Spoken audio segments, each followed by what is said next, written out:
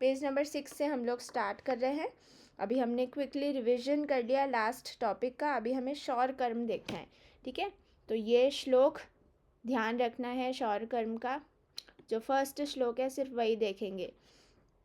पौष्टिकम वृश्य आयुष्यम सुचिरूप विराजनम केश श्रमश्रु नखादीनाम कल्पनम संप्रधानम। तो जो भी लाइन पौष्टिक से स्टार्ट हो रही है तो याद रखना है, बिल्कुल आंखें बंद करके टिक कर देना है शौर कर्म। जब हम दिनचर्या पढ़ते हैं ना तो वहाँ पे बहुत सारी ऐसी चीज़ें आती हैं जो चक्षुष्य हैं या जो लक्ष्मी प्रदान करती हैं, तो बहुत ही डिफ़िकल्ट टाइप ऑफ क्वेश्चन हो जाते हैं। उसमें छत्र धारण, पाद मतलब पैर धोना, और पादत्र चप्पल पहनना, और अनुलेपन चंदन आदि का लेप करना, फिर माला का धारण करना, ऐसे बहुत ही सिमिलर श्लोक आते हैं वहाँ पे। मेरा कहने का मतलब ये है कि हम लोग कॉमन सेंस से वो ठीक नहीं कर पाते हैं ना, नए वस्त्र पहनना, अच्छे वस्त्र, तो इतनी सारी सिमिलर चीज़ें आती हैं, बहुत थोड़ा थोड़ा ऐसा ही डिफरेंस है श्लोक में। तो वो बहुत ही इंपॉर्टेंट पार्ट है। आप लोग चरक सूत्र 5वें अध्याय में जो लास्ट में दिया हुआ है ना, वो मैक्सिमम पूछा जाता है श्लोक से। ठीक है, श्लोक पढ़ना है, उसकी हिंदी नहीं पढ़ना। तो उसी में से एक शौर कर्म की यही एक ट्रिक है। बाकी कभी हम पढ़ेंगे फर्स्ट पार्ट तो मैं आप लोगों को बताऊंगी। बाकी काफ़ी लोग बोल रहे थे फर्स्ट पार्ट पढ़ने के लिए, सेकंड के लिए मुझे किसी ने नहीं बोला चिकित्सा। फर्स्ट पार्ट के लिए मुझे 5-6 बच्चों ने बोला, तो हम 25 के बाद शुरू करेंगे, 25 दिसंबर के बाद। ठीक है, तो यहाँ पे पौष्टिक से याद रखना है। जैसे दाढ़ी मूछ बना लेते हैं तो थोड़े पुष्ट, हेल्दी, थोड़े यंग दिखते हैं ना, तो इस टाइप से याद रखें, पुष्ट। ठीक है, तो ये दिनचर्या का ही एक पार्ट है। अभी यहाँ पे सिर्फ इतना ही देखना है।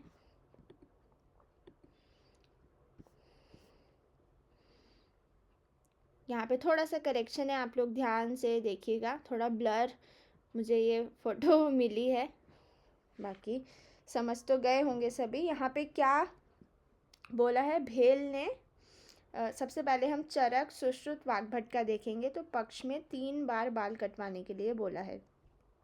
त्रिही पक्षस्य, 3 बार पक्ष में, एक पक्ष बोले तो कितना, 15 दिन। ठीक है, 15 डेज में, फोर्थ नाइट, इसमें 3 बार काटने के लिए बोला है।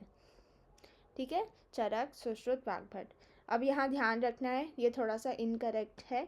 जो भेल हैं, भेल ने मास में 3 बार कटवाने का निर्देश किया है। ठीक है, जो भेल समाज होता है वो आदिवासी हैं, तो मास में 3 बार। और जो शारपाणी है वो तो और ही बड़े वाले हैं, उन्होंने 3 मास में एक बार, 3 महीने में एक बार दाढ़ी मूछ बाल आदि काटने के लिए बोला है।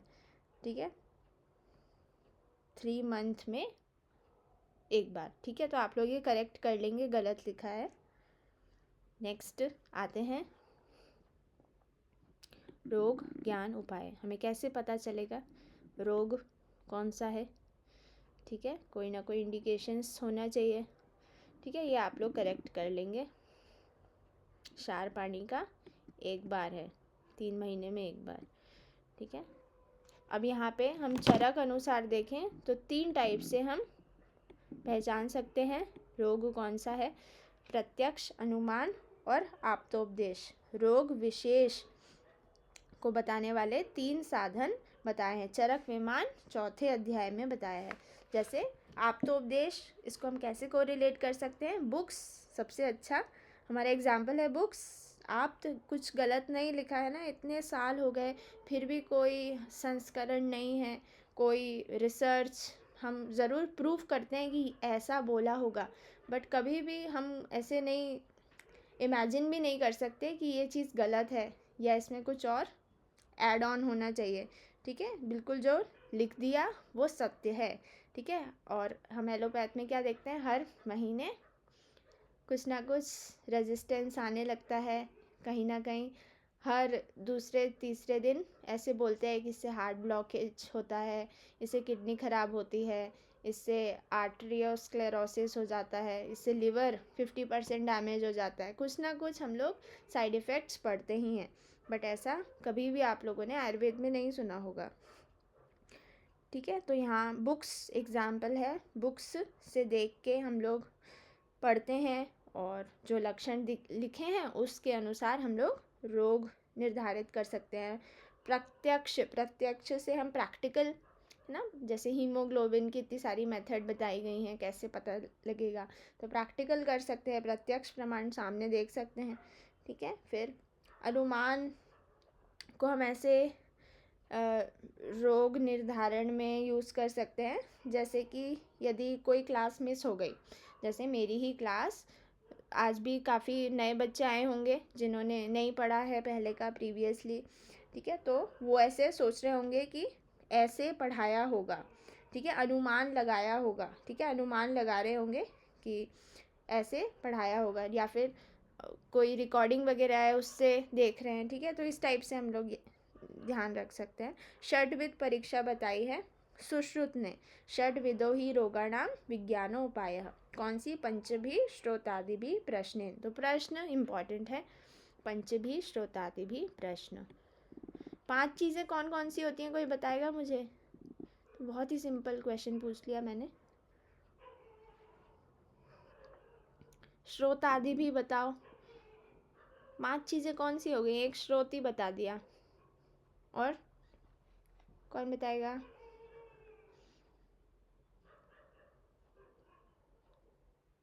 श्रुति बताएगी। हम चक्षु हो गया, घ्राण, नाक। हाँ भाई, 5 चीज़ें। ठीक है, गुड। तो पढ़ा हुआ है हमने सूत्र स्थान में 10 में। ठीक है। अष्टविध परीक्षा योग रत्नाकर बताते हैं। हम लोग सेकेंड ईयर में रोग निदान एवं विकृति में पढ़ते हैं। अब आते हैं यंत्र की संख्या। काफ़ी इंटरेस्टिंग और इम्पॉर्टेंट चैप्टर है ये सुश्रुत संहिता का। 101 यंत्र होते हैं। ठीक है। और अष्टांग हृदय अनुसार 106 होते हैं। ठीक है। और कौन सा प्रधान है? हस्तमेव प्रधानतम यंत्राणाम। ये तो पता होगा सभी को ना, पहले ही श्लोक में लिखा होता है। प्रधानतम यंत्र कौन सा है? हस्त है। और कंकमुख कौन सा है? प्रधान। ठीक है, गुड।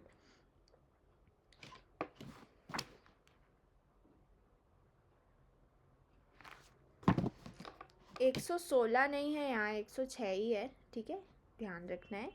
अब हम पढ़ते हैं कैसे। अब ये तो सभी को पता है यंत्र और शस्त्र क्या होते हैं, ये पहली ही सेकंड श्लोक में ही हम लोग पढ़ते हैं कि शल्य को निकालने के जो उपकरण होते हैं, उपाय होते हैं, उनको यंत्र कहते हैं। और जो बाधा पहुंचाते हैं, जो शरीर और मन में दोनों में बाधा पहुंचाते हैं, उनको हम शस्त्र कहते हैं। और शस्त्र को उखाड़ने के, निकालने के जो उपाय होते हैं, उनको हम यंत्र कहते हैं। सिंपल है। ठीक है। अब हम टेबल दी हुई है यहाँ पे, बहुत ही अच्छी सी टेबल दी हुई है। स्वस्तिक। ठीक है, स्वस्तिक आता है पहला। स्वस्तिक 24 बताए हैं। इसको मैं याद करने की एक ट्रिक बताती हूँ। स्वयं को सताना शलाका का उपकार है। इस टाइप से हम याद रखते हैं। तो स्वयं से स्वस्तिक मैक्सिमम बच्चों ने की ही हुई है सुश्रुत की क्लास, तो पता होगा ये ट्रिक ना। तो स्वयं से स्वस्तिक, सताना, स फॉर संदंश, त फॉर ताल, एन फॉर नाड़ी। शलाका, शलाका से एज इट इज शलाका आएगा, उपकार से उपयंत्र आएगा। ठीक है, लिख लिया सभी ने? आगे बढ़े। लिख लिया सभी ने? स्वयं को सताना शलाका का उपकार है। बार बार पढ़ेंगे तो याद हो जाएगा। ठीक है। कोई ट्रिक हम बार बार रिपीटेडली, जहाँ भी स्टडी टेबल है उसके सामने हम स्टिक ऑन कर दें, या जहाँ ब्रश करते हैं वहाँ पे हम लगा दें, या जो भी हम समय जहाँ शीशे के सामने लगा सकते हैं, जो भी लड़के ज़्यादा समय बिताते हैं शीशे के सामने, लड़कियाँ तो नहीं बिताती, तो आप लोग वहाँ लगा सकते हैं। ठीक है। तो बस मतलब ये है कि जो भी ट्रिक होती है ना, ट्रिक को याद करने के लिए थोड़ा अलग से हमें समय लगता है, तो ट्रिक हमें याद होनी चाहिए और ये याद होना चाहिए कि किससे रिलेटेड है, ठीक है। बाकी संख्या आप लोगों को बार बार पढ़ेंगे तो याद हो जाएगी। स्वस्तिक होते हैं 24, तो जो ऐसे याद रख सकते हैं हम लोग। स्वस्तिक बनाते हैं ना, नई कार लेते हैं, नया घर लेते हैं, तो 24 आर हमें अच्छा शुभ होता रहे, इसलिए हम स्वस्तिक बनाते हैं। तो 24 इस टाइप से याद हो जाएगा। मैंने पहली क्लास में भी बताया था कि तीन टाइप के बच्चे और बुद्धि होती हैं। ट्रिक्स उनके लिए होती हैं जो मंद बुद्धि रहते हैं, मध्यम वाले जो 2-3 बार पढ़ते हैं तो वो उत्तम बुद्धि में चले जाते हैं। उत्तम बुद्धि वाले जो मैं बोल रही हूँ एज इट इज़ उनके माइंड में छपते जाता है, इतने वो शार्प और इंटेलिजेंट होते हैं, है ना। तो जो मंद वाले हैं वो 2-3 बार पढ़ते हैं तो वो भी शार्प की कैटेगरी में आ जाते हैं, ठीक है। अगर आपने रिवीजन नहीं किया 2-3 दिन तो फिर वो फर्स्ट वाली कैटेगरी में चले जाते हैं, ठीक है। तो याद रखना है रिपीटेड रिवीजन ही सबसे बड़ा मूल है सक्सेस का, ठीक है। और स्पेशली गोविंद पारेख, ठीक है, लगता है बस 80 पेज है, 80 नहीं है 200 के बराबर लगते हैं 80 पेज, इसलिए बहुत ही इम्पॉर्टेंट है रिवीजन करना, ठीक है। संदंश देखेंगे 2, सनिग्रह और अनिग्रह, इस टाइप से हम 2 पढ़ते हैं। और वाग्भट ने भी कितने माने हैं, 2 एक्स्ट्रा माने हैं। पढ़ते हैं ना, वहाँ पे विमर्श में लिखा रहता है सुश्रुत संहिता में, एक होता है मुचुंडी और एक होता है 6 अंगुल, है ना। ऐसे 6 अंगुली नाम है उसका, श्लोक में 6 अंगुली आता है, ठीक है। तो एक मुचुंडी है और एक 6 अंगुल है, इस टाइप से 2 एक्स्ट्रा हो जाते हैं। तो यहाँ पे +2 लिख लेंगे, जैसे मैं बता रही हूँ ऐसे लिखेंगे तो याद रहेगा, ठीक है। 4 के ब्रैकेट में +2 लिख लें, क्योंकि जो बेस है वो हमें सुश्रुत का याद रखना है। एक बेस हमें बिल्कुल एक्यूरेट होना चाहिए, अगर हम दोनों याद करने में जाएंगे तो दोनों नहीं होंगे, ठीक है। तो यहाँ पे अंगुल प्रमाण भी दिया हुआ है, अंगुल प्रमाण भी देख लेते हैं। 18, 16, 12 इस टाइप से याद करते हैं। तो 18 स्वस्तिक का है, संदंश का 16 है और ताल का 12 होता है, ठीक है। यहाँ पे कार्य भी दे दिए, बहुत ही अच्छी टेबल है, बिल्कुल परफेक्ट चीज़ें दे दी हैं यहाँ पे सारी चीज़ें। तो अस्थि शल्य उद्धरणार्थम जो स्वस्तिक यंत्र है, मैंने बताया था पशु मुख और पक्षी मुख, किसी को याद है डिटेल में पशु मुख कितने होते हैं? मैंने बताया था गूढ़ शल्य और सुपरफिशियल शल्य। गूढ़ शल्य पक्षी मुख बताया था, कितने होते हैं पक्षी मुख? 15। ज़्यादा प्रश्न पूछती है ना महिलाएं, कहाँ गए थे, क्या खाया था, किससे मिले थे। और सुपरफिशियल पूछते हैं मेल, तो कितने थे उनके शल्य यंत्र? 9। Very good. इस टाइप से हमें इंटरनल भी याद हो गया, संख्या भी याद हो गई, कार्य भी याद हो गए, अष्टांग हृदय के अनुसार भी याद हो गया, ठीक है। अंगुल प्रमाण भी याद हो गया। अब हम आते हैं संदंश में। तो संदंश में सनिग्रह और अनिग्रह इस टाइप से आचार्य सुश्रुत ने 2 टाइप बताए हैं, ठीक है। अगर आप लोगों को नहीं याद है तो आप लिख भी सकते हैं छोटा छोटा, अदरवाइज रेफरेंस दिया ही हुआ है 7वें अध्याय में, उधर से भी डिटेल में पढ़ सकते हैं, ठीक है। तो यहाँ पे 16 अंगुल होता है और 16 और क्या होता है, जांगम के अधिष्ठान भी 16 होते हैं, ठीक है। ये भी चीज़ याद रखें आप लोग। और त्वक मांस सिरा स्नायु, ये कार्य है, त्वचा मांस सिरा स्नायु के शल्य को निकालना है तो संदंश का प्रयोग करेंगे। ये फिल इन द ये मैथ्स द कॉलम में AIA-PGET में पूछा गया है 2-3 बार, ठीक है। अब आता है ताल, तीसरे नंबर का ताल है। तो ताली हम दोनों हाथ से बजाते हैं, ठीक है। अब कोई ये मत बोलना एक हाथ से भी तो ताली बजती है, ठीक है। ऐसे तो कुछ होते हैं ऐसे टेढ़े बच्चे जिनके पास हर एक ट्रिक का एक्सक्यूज़ होता है ना, तोड़ होता है तो ऐसे ज़्यादा दिमाग नहीं लगाना, एज इट इज़ याद रखना है जैसे मैं बता रही हूँ। तो इसका 12 अंगुल होता है, अष्टांग हृदय अनुसार भी 2 ही होते हैं, ठीक है। और कर्ण नासा नाड़ी 3 चीज़ें हैं, कर्ण नासा नाड़ी, इनके शल्य में ख वाली चीज़ है ना, छेद है, कर्ण, नासा, नाड़ी, इन सभी में छेद हो रहा है। तो ताल से, एक ताल, द्विताल, इसके 2 टाइप्स होते हैं। हमने देखा था मछली के तालू के समान इनका आकार होता है। याद आ गया होगा सभी को, कर्ण, नासा, नाड़ी। ये हो गया। अब आते हैं नाड़ी, बड़ी इम्पॉर्टेंट है ये नाड़ी, ठीक है। जो मूल होते हैं वो 12 होते हैं, और जब डल्हन अनुसार हम देखते हैं तो वो फिर 20 हो जाते हैं, ठीक है। तो जो मूल हैं वो कितने हैं, 12 हैं, ये चीज़ याद रखनी है। और कुल मिला के 20।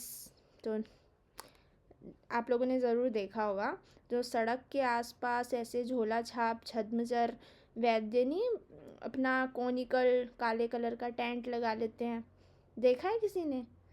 आयुर्वेद को बदनाम करते हैं अपनी, वही मेरे को तो बहुत गुस्सा आता है उनको देख के। देखा किसी ने? है ना, ब्लैक कलर का टेंट लगा देते हैं और वो स्पीकर भी लगा देते हैं, नाड़ी वैद्य, नाड़ी वैद्य, बवासीर का इलाज मात्र 50 रुपये, 50 रुपये तो वो कितने में नाड़ी देखते हैं, 20 रुपये में नाड़ी देखते हैं। इस टाइप से याद रखेंगे, ठीक है। 20 रुपये में नाड़ी देख रहे हैं वो। और वाग्भट अनुसार कितना है, 23 है, याद रखना है। VPK +3 लिख लेंगे इसमें ब्रैकेट में, +3 VPK, ठीक है। इनके जो कर्म है ना वो बहुत इम्पॉर्टेंट है। कर्म में आता है 4 कर्म आते हैं इसमें, स्रोतोगत, शल्योध्रष्ट। स्रोतगत अगर शल्य है उसको निकालने के काम आते हैं नाड़ी यंत्र। फिर रोग दर्शनार्थम, देखने के काम आते हैं अंदर तक, है ना, कि कितना कितना अंदर तक डीप है, कहाँ से मुड़ा हुआ है। फिर क्रिया सौकर्यार्थम, मतलब सरलता आती है, जो भी हम प्रोसीजर कर रहे हैं थेराप्यूटिक उसमें इजी रहता है। और लास्ट है आचूषणार्थम, ठीक है। जैसे डिलीवरी वगैरह करते हैं तो आचूषण सक्शन मशीन होती है ना, उस टाइप से, ठीक है। तो ये 4 चीज़ें क्या क्या हो गई, स्रोतोगत शल्योद्धरणार्थम, रोग दर्शनार्थम, क्रिया सौकर्यार्थम और आचूषणार्थम। इस टाइप से 4 इसके कार्य हैं, कर्म हैं, वो भी बहुत इंपॉर्टेंट है। +3 से याद रखें, वात पित्त कफ, नाड़ी में वात पित्त कफ ही तो देखते हैं, ठीक है। तो +3 लिखा ना सभी ने ब्रैकेट में, तो वात पित्त कफ लिखेंगे ना। नेक्स्ट बढ़ते हैं आगे। शलाका, 28 शलाका होती हैं और 34 अष्टांग हृदय के अनुसार होती हैं, ब्रैकेट में लिखेंगे +6, ठीक है। अब जो ये नीचे के 3 है ना, नाड़ी, शलाका, उपयंत्र, इनके अंगुल प्रमाण नहीं दिए हैं, ठीक है। तो आवश्यकता अनुसार हम लिखेंगे इसमें, ठीक है, लिखा हुआ है। तो शलाका 28 है, इसको तो मैं सभी को पता होगा, मैं हमेशा सॉन्ग के फॉर्म में ही 28 की 28 शलाका याद करती हूँ यूजुअली।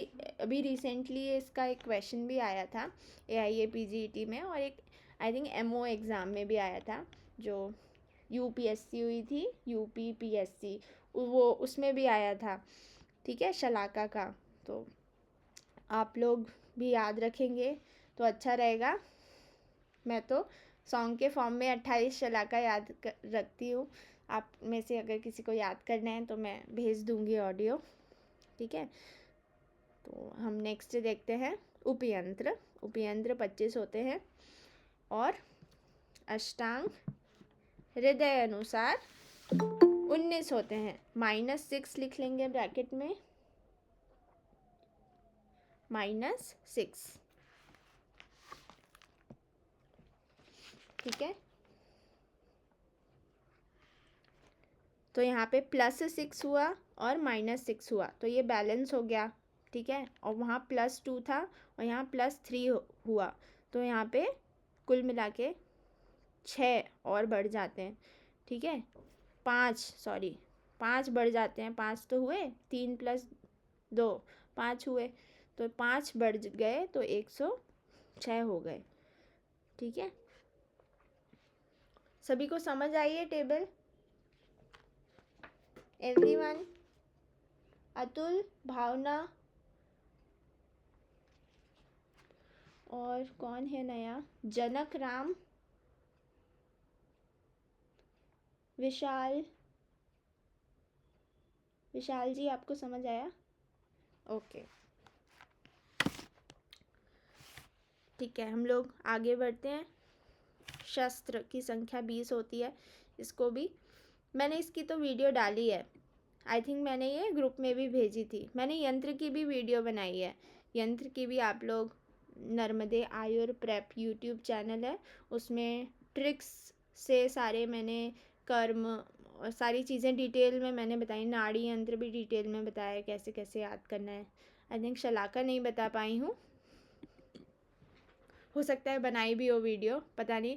बनाई तो सारी हैं बट मैं पोस्ट नहीं करती हूँ, सारी पर्सनल पे रहती है, तो जो भी क्लास लेता है सिर्फ उसको ही देती हूँ। शायद मैंने पोस्ट करी है ये शस्त्र वाली, तो 100% करी है, इसको आप लोग ज़रूर देखिएगा।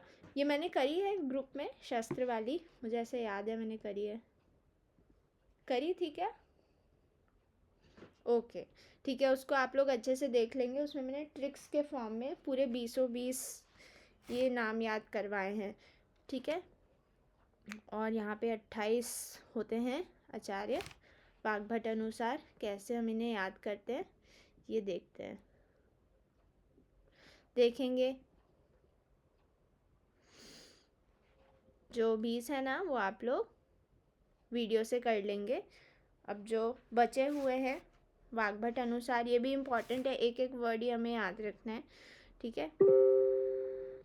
तो जो 21 है वो सर्पमुख है, सर्पमुख।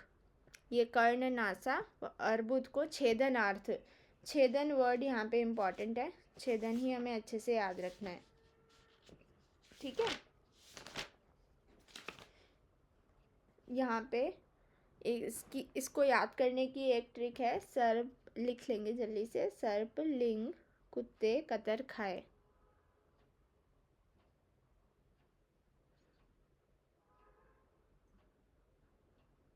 सर्प लिंग कुत्ते कतर खाए।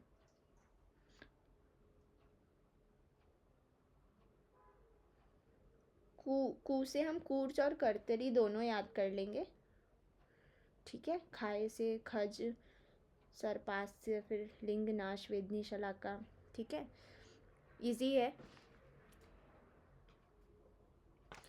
तो यहाँ पे छेदन ये वर्ड हमें याद रखना है, छेदन। फिर नेक्स्ट आता है लिंग नाश शलाका, इसमें वेधन वर्ड याद रखना है। लिंग नाश जो आँखों में होता है ये लिंग नाश, ठीक है। शलाका, शालाक के जिसने पढ़ा है उसे पता होगा। क्या बोलते हैं लिंग नाश को इंग्लिश में, क्या बोलते हैं?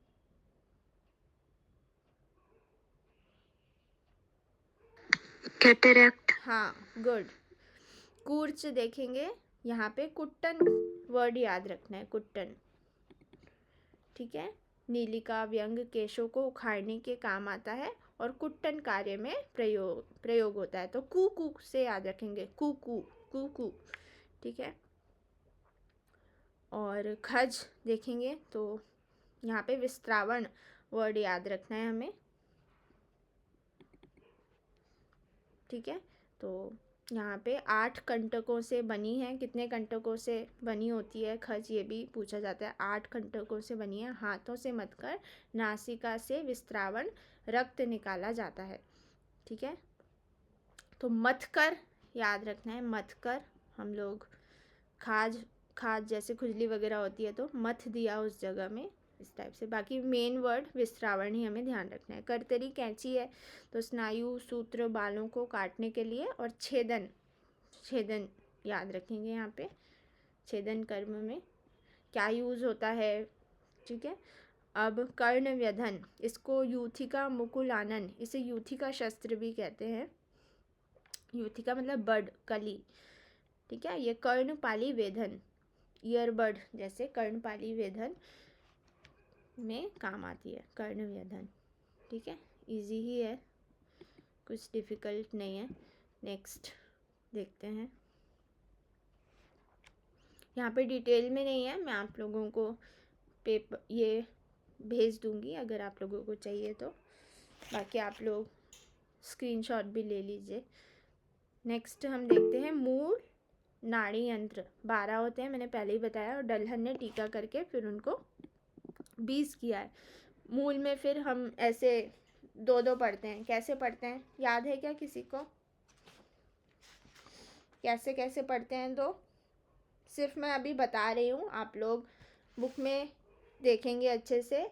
क्या है, भगंदर के 2 होते हैं, एक छिद्र वाला यंत्र, 2 छिद्र। आप आजकल तो लाइट वगैरह भी आने लग रही हैं, है ना, लाइट से और क्लियरली अंदर तक का दिख जाता है, कौन सी वली में है, कितने छेद हैं, कितना कलर है, कैसा कलर है, कितने बड़े साइज़ का वॉट मस्सा है।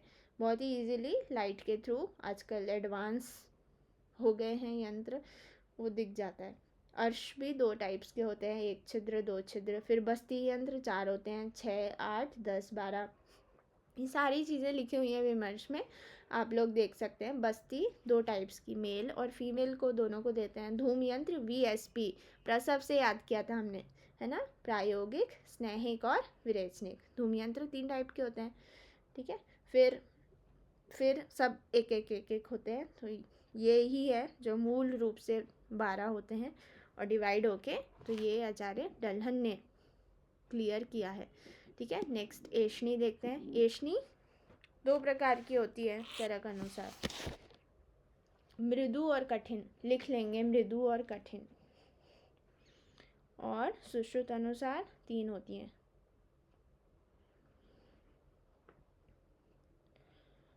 गंडू पदाकार, यवप्रख्या और तीक्ष्ण कंटक।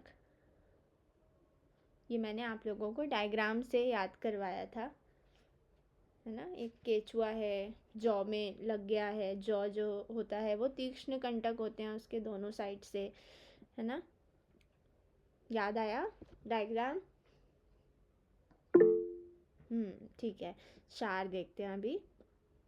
2 टाइप का क्षार होता है, एक तो जिनको हम इनटेक कर सकते हैं, एक जो हम लेप कर सकते हैं, एक्सटर्नल, पानीय और प्रतिसारणीय, ठीक है। तो जो प्रतिसारणी है वो स्थानिक प्रयोग होता है, ठीक है। तो स्थानिक वाला कौन सा होता है? स्थानिक मतलब पर्टिकुलरली लोकलाइज्ड एप्लीकेशन हम करते हैं प्रतिसारणी से, और पानी से सार्वदैहिक,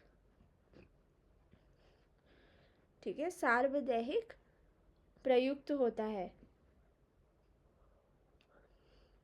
अष्टांग संग्रह में इसको बाह्य परिमार्जन एक्सटर्नल और आभ्यंतर परिमार्जन इंटरनल, इस टाइप से 2 भेद करे हैं, ठीक है।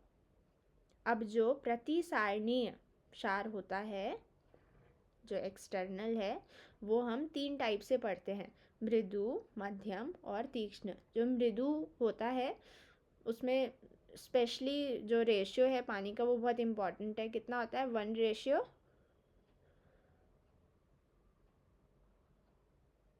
होता है क्या? 8 8 होता है था। कि 6 होता है? किसी को भी याद नहीं है? श्रुति? मैम नहीं याद है। 6 होता है भाई, ठीक है। तो यहाँ पे जो मृदु क्षार है उसे हम संव्यूहिम भी बोलते हैं, संव्यूहिम से ही क्वेश्चन आता है, ठीक है, ये चीज़ याद रखना है। और जो तीक्ष्ण है उसे हम पाक्य बोलते हैं, ठीक है। कंटेंट का और कितना हम जलाते हैं उसमें अंतर होता है। बाकी नेक्स्ट बढ़ते हैं, क्षार के गुण। चरक अनुसार 10 हैं, सुश्रुत अनुसार 8 हैं, ठीक है। ये भी चीज़ इम्पॉर्टेंट है यहाँ पे। जो अनुशस्त्रों में श्रेष्ठ है, चरक अनुसार जलौका है और सुश्रुत अनुसार क्षार है।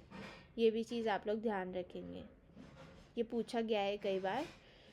अनुशस्त्र में श्रेष्ठ क्या बोला है? आई थिंक नहीं आएगा ये, पहले ही पहले का ही है ये। तो जो अनुशस्त्र हैं वो कितने बताए हैं? आचार्य सुश्रुत ने 14 बताए हैं और वाग्भट ने 12 बताए हैं। आई थिंक आएगा, ये कहीं आना तो चाहिए था। हमने कुछ मिस तो नहीं किया? शस्त्र एक्चुअली इसमें ही आना चाहिए था, इन्होंने लिखा नहीं है। पुरानी वाली बुक में ज़रूर ये लिखा होगा, ये लिखा तो है अनुशस्त्र। ठीक है, 14 होते हैं, तो 14 में बहुत सारे हैं ना, बांस, अग्नि, बाल, गोजीवा। ठीक है, तो ये एक चीज़ याद रखना है, गोजीवा वाग्भट ने नहीं बताया है। वाग्भट अनुसार 12 होते हैं अनुशस्त्र। ठीक है, और उन्होंने एक्स्ट्रा क्या माना है? वाग्भट का स्पेशल क्या है? स्पेशलिटी है शुष्क गोमय, सूखा गोबर और समुद्र फेन। दो चीज़ें उन्होंने स्पेशल बताई। सूर्यकांत भी बताया है, मैग्नेट। ठीक है, समुद्र फेन और शुष्क गोमय ये स्पेशल हैं, इनको आप लोग बहुत अच्छे से याद रखें। और ये जो मैंने लिखा है ये भी अनुशस्त्र में श्रेष्ठ चरक अनुसार जलोका है और सुश्रुत अनुसार क्षार है। अनुशस्त्रेभ्यो शार प्रधान तमः, इस टाइप से श्लोक आता है जब शार का चैप्टर पढ़ते हैं। ठीक है, अब यहाँ पे जो गुण है वो देख लेते हैं। ये मैंने दोनों के हिसाब से ही लिखा है, वाग्भट के भी ये दो लास्ट के हैं। तो न अति तीक्ष्ण, बहुत ज़्यादा तीक्ष्ण नहीं होना चाहिए, बहुत ज़्यादा मृदु ना हो कि जले ही ना, है ना, जो वॉट है, मस्सा है, तिल है, वो जले ही ना, इतना तीक्ष्ण ना हो कि हड्डी तक गल जाए। शुक्ल होना चाहिए, वाइट होना चाहिए, श्लक्षण होना चाहिए, पिच्छिल हो, अभिष्यंद, ये इम्पॉर्टेंट है। अनअभिष्यंद आप लोग टिक करेंगे अगर आता है। ठीक है, तो अभिष्यंद है वो। ठीक है, याद रखना है। सौम्य, सौम्य कैसे? दिखने में सौम्य होता है, वैसे वो तीक्ष्ण और उष्ण औषधियों से बनता है। ठीक है, और शीघ्रकारी, फटाफट से, कल्याणकारी है हो, शीघ्रकारी हो, फटाफट से जले और एक्शन दिखाए। और जो लास्ट होते हैं वाग्भट के, शिखरी और सुख निर्वाप्य, तो इसको हम याद रख सकते हैं 10 शिखर का सुख। ये छोटी सी ट्रिक है इसको याद करने की। ठीक है,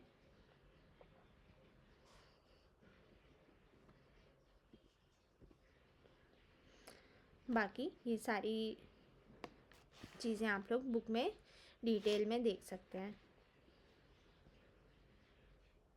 क्षार के दोष जो हैं 9 हैं, इनको आप लोग बुक से रेफ़र करें। दोष इतने नहीं पूछे जाते जितने गुण पूछे जाते हैं। और 10 होते हैं क्षार के दोष। ठीक है, अति तनु जो 10वां है ना, वो अति तनु है।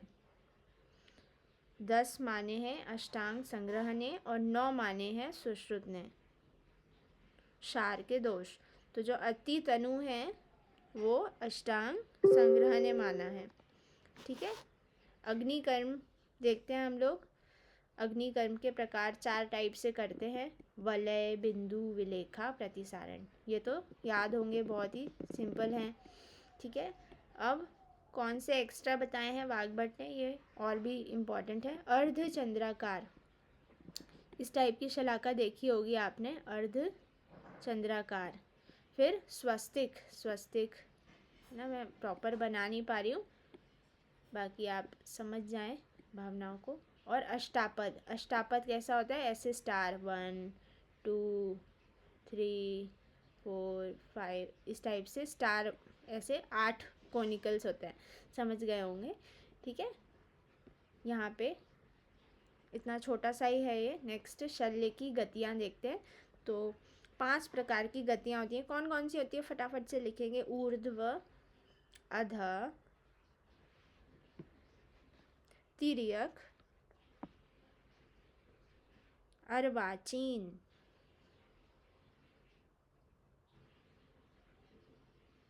ऋजु।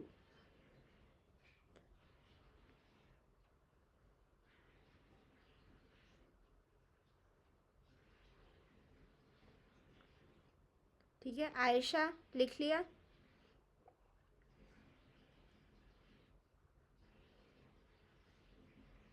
आयशा, मेरी आवाज़ आ रही है?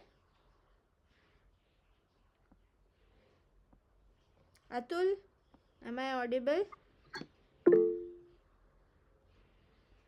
ओके, ठीक है। तो ये गति आप लोग ध्यान रखें। 5 गति हैं, सुश्रुत और अष्टांग हृदय अनुसार 5 गति हैं। और 3 कौन सी हैं? अब देखो भाई, अष्टांग संग्रह है ना, पुराने हैं, बूढ़े हैं, तो उनकी कम गति होंगी। उन्होंने 3 ही मानी है। कौन कौन सी? ऊर्ध्व, अधा और तिर्यक। जो सुश्रुत हैं वो चीन तक जा रहे हैं, अर्वाचीन। ठीक है। अब जो अष्टांग हृदय है ना, उन्होंने थोड़ा सा अलग बताया है। उन्होंने वक्र बताया है अर्वाचीन के स्थान पे। वक्र, जो यंग बच्चे होते हैं वो थोड़े टेढ़े होते हैं ना, इस टाइप से याद रखें। वक्र जो है वो अष्टांग हृदय का है। ठीक है। अनामिका, लिख लिया?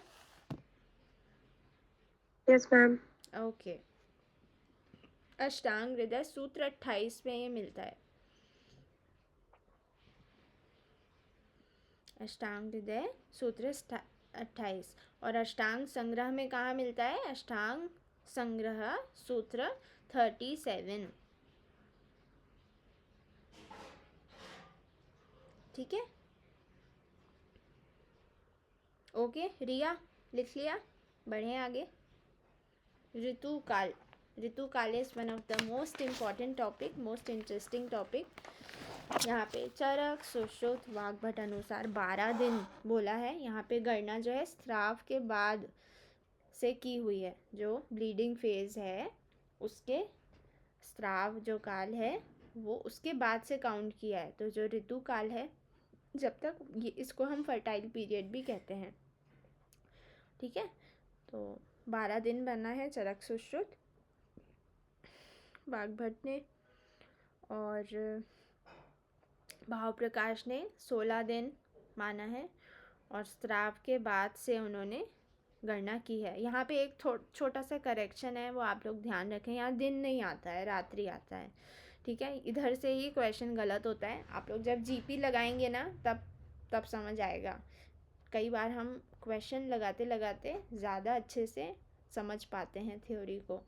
जितना हम पढ़ते हैं ना, उसमें हम इतना डीपली नहीं समझ पाते। जब हम क्वेश्चंस लगाते हैं तब हम उसे और अच्छे से समझ के पढ़ पाते हैं।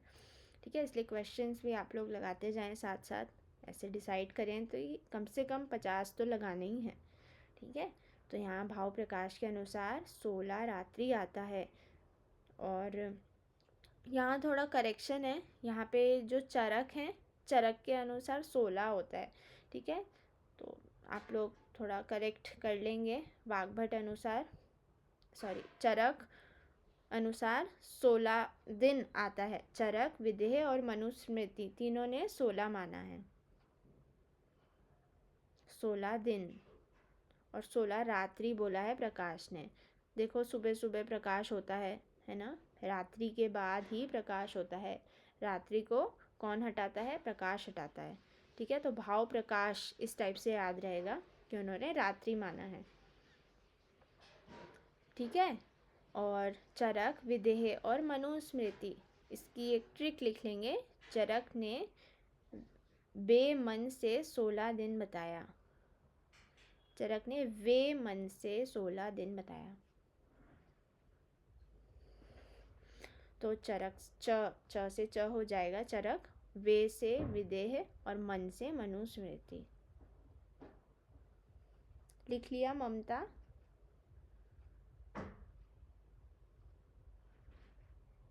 ममता? ओके, ठीक है। ठीक है। और जो 12 रात्रि है, रात्रि वर्ड ही बोला है सुश्रुत और वाग्भट ने। ठीक है। सुश्रुत शारीर 3 में हमें ये मिलता है। और अष्टांग हृदय शारीर 1 में हमें ये मिलता है। ठीक है। भाव प्रकाश के पूर्व खंड के 3रे अध्याय में यह मिलता है। ठीक है। सिंपल है, लिखा भी हुआ है। आगे हम लोग, इधर नीचे लिखा हुआ है काश्यप और भाव प्रकाश अनुसार। बाकी इसी में आना चाहिए था, बट उन्होंने यहाँ नीचे लिखा हुआ है काश्यप अनुसार। तो इन्होंने जो ये ऋतु काल है वो वर्ण के अनुसार बताइए। इम्पॉर्टेंट है, कई बार पूछा भी गया है। तो जो ब्राह्मण है उनके 12 दिन, ये जो काश्यप है ना, यहाँ पे दिन नहीं आएगा, रात्रि आएगा, ठीक है, ये याद रखें। दिन नहीं आता वर्ड श्लोक में ना, रात्रि आता है। और क्षत्रिय 12, यहाँ पे काश्यप से याद रखें, सिर्फ एक एक का अंतर है, एक के बाद एक बच्चा, एक के बाद एक बच्चा, तो सिर्फ एक एक दिन का अंतर है। ये ट्रिक है याद करने की, ठीक है। तो वैश्य में 10 और शूद्र में 9, 9 10 11 12, 9 10 11 12 काश्यप, ठीक है। अब भाव प्रकाश का याद कर लेते हैं, ठीक है। तो यहाँ पे भाव 2, कोई किसी को भाव देना है तो क्या बोलेंगे, भाव 2 या भाव मत 2, 2 तो आता ही है, ठीक है। तो 2 2 का डिफरेंस है, भाव 2, ठीक है। 2 याद रखना है। देखो ब्राह्मण क्षत्रिय वैश्य शूद्र, ये तो सिमिलर, ये तो याद होता ही है, ठीक है। बस नंबर हमें याद रखना है, 6 8 10 12, 2 का डिफरेंस है ना, इजीली याद हो जाएगा। और अगेन यहाँ पे दिन नहीं आता है, रात्रि आता है, ठीक है, ध्यान रखना है इस बात को। रजो दर्शन आयु, इसको हम क्या बोलते हैं इंग्लिश में, रजो दर्शन को?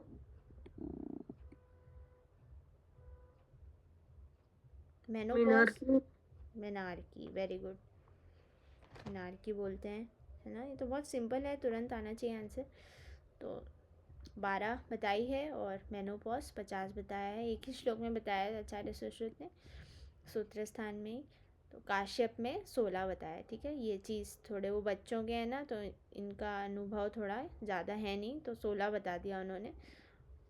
प्रकाश ये भी सेम बताते हैं। पाराशर 10 बता, जिनका भी अलग है ना, अलग हट के उनका ही पूछा जाता है। अब सुश्रुत का कोई नहीं पूछेगा, भाव प्रकाश का कोई नहीं पूछेगा, काश्यप का पूछ सकते हैं, पाराशर का पूछ सकते हैं, ठीक है। तो जो कॉमन चीज़ें हैं वो बहुत ही, अगर बहुत मतलब अच्छा सड़ा सा लेवल आया है पेपर का, बहुत इजी सा पेपर है, तो ही पूछते हैं ऐसे सिंपल क्वेश्चंस, ठीक है। यहाँ पे अब निषिद्ध दिन देख लेते हैं, ये हमने कल ही पढ़ा है रिसेंटली सुश्रुत शारीर में ना। तो कब निषिद्ध बोला है, प्रथम 3 दिन ड्यूरिंग मेंस्ट्रुएशन नहीं व्यवहार करना है, और 13th को भी अवॉइड करना है, ठीक है। 13 त्रयोदशी, और आचार्य वाग्भट ने एकादशी भी माना है, ठीक है। प्रथम दिन 3 दिन के साथ सिर्फ ये ही ऐड ऑन किया है, ये छोटी सी चीज़ याद रखना है, ठीक है।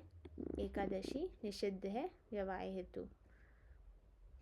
अब रजः स्त्राव काल, ब्लीडिंग, सुश्रुत वाग्भट और भाव प्रकाश ने ब्लीडिंग फेस 3 दिन का माना है, चरक ने 5 डेज माना है, हारीत और भेल ने 7 डेज, हार गए हैं, हारीत हार गए हैं ना। हारीत का कई बार पूछा गया है, आधुनिक का भी नहीं पूछा जाता, 3 से 5 दिन, आधुनिक का क्यों ही पूछेंगे AIA-PGT में, ठीक है। रजस्त्राव काल में कौन सा दोष डोमिनेंट होता है, वात, याद रखना है। ब्लीडिंग फेज में वात डोमिनेंट रहता है ना, इसलिए आप लोगों ने देखा होगा पेट भी फ्रीक्वेंटली ख़राब होता है, मूड स्विंग्स होते हैं ना, कभी बहुत खुश होते हैं, कभी दुख होते हैं, अचानक से पेट दर्द होने लगता है, कमर दर्द होने लगती है, पैर दर्द होने लगते हैं, तो सिर दर्द होने लगता है, बहुत सारी चीज़ें होती हैं ड्यूरिंग दैट 3 days और बिफोर प्री मेंस्ट्रुअल फेज में। तो वात याद रखना है, ठीक है। ऋतु व्यतीत काल, इसमें पित्त मतलब जो बिल्कुल लास्ट के 14 डेज होते हैं ना, मेंस्ट्रुएशन के पहले के 14 डेज, उनको हम पित्त बोले, ठीक है। जो ऋतु काल है ये फर्टाइल पीरियड होता है, ठीक है। तो जस्ट आफ्टर ब्लीडिंग फेज के बाद जो 12 to 13 डेज होते हैं, ठीक है, जब तक ओव्यूलेशन नहीं होता उसको हम ऋतुकाल कहते हैं, वो कफ प्रधान होता है, ठीक है। इसी टाइम में गर्भधारण होता है, और उसके बाद आफ्टर ओव्यूलेशन ऋतु व्यतीत काल होता है, ठीक है। कई बार इसमें भी बहुत लोगों को कन्फ्यूजन होता है, तो मैंने समझा भी दिया एक बार। लास्ट अभी देख लें क्या, अस्थि संख्या, या फिर कल से करें, आज ज़्यादा हो गया?